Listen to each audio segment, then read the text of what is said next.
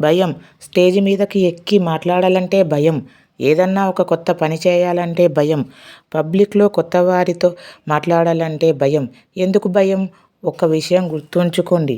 భయపడడం, బాధపడడం వీటి వల్ల ఏదైనా సాధించగలరా?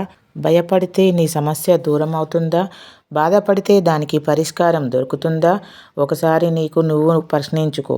సైకిల్ లేదా బైక్ నేర్చుకునే మొదటి రోజున బాగా నేర్చుకున్న తర్వాత ఒక రోజుని గుర్తు తెచ్చుకోండి. ఒకటి మార్పు. మొదటి రోజు పడిపోతానేమో అని భయం. ఒక చిన్న భయం. బాగా నేర్చుకున్న తర్వాత ఆ భయం ఉండదు. గమనించారా? భయం ఉంటే ఎలా ఉంటుందో, లేకపోతే ఎలా ఉంటుందో. భయం ఒక ఊరకుక్క లాంటిది. భయపడి పరుగు పెడితే వెంటపడుతుంది. ధైర్యంగా నిలబడితే అది భయపడి పారిపోతుంది. స్టేజ్ మీదకి ఎక్కి మాట్లాడాలంటే భయం ఎందుకు? ఇతరులు ఏమనుకుంటారో, వాళ్ళు నన్ను హేళన చేస్తారేమో, నా సిగ్గు తీసేస్తారేమో అని భయం. ఒక విషయం గుర్తుంచుకోండి మిత్రమా, నువ్వు ఏ పని చేసినా చేయకపోయినా ఎవరో ఒకరు ఏదో ఒకటి అంటూనే ఉంటారు. ఉదాహరణకి ఎక్కువగా నవ్వితే పిచ్చివాడు అంటారు. నవ్వకపోతే ఎప్పుడూ కోపంగా ఉంటాడు అంటారు. ఏడిస్తే పిరికివాడు అంటారు. ఏడవకపోతే వీడికి అసలు మనసే లేదురా అంటారు.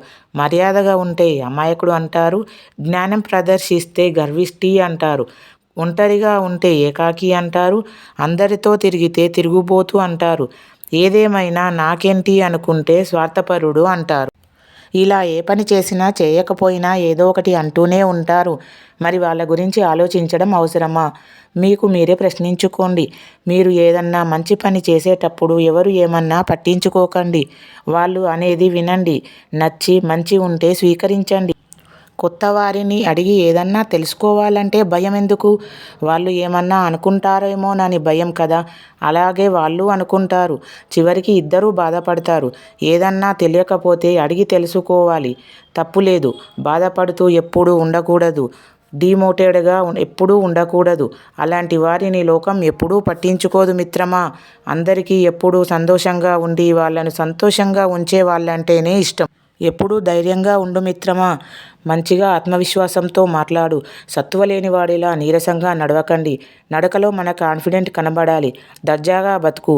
హ్యాపీగా బతుకు. అప్పుడు నిన్ను 10 మంది ఆదర్శంగా తీసుకుంటారు. ఎప్పుడూ చురుకుగా కాన్ఫిడెంట్గా ఉండండి. నచ్చితే ఇప్పుడే షేర్ చేయండి. చెడును చంపండి, మంచిని పంచండి. నచ్చితే ఈ మాటలను మీ తోటి వారితో పంచి వారిలోని ఆత్మస్థైర్యాన్ని పెంచు. జై హింద్.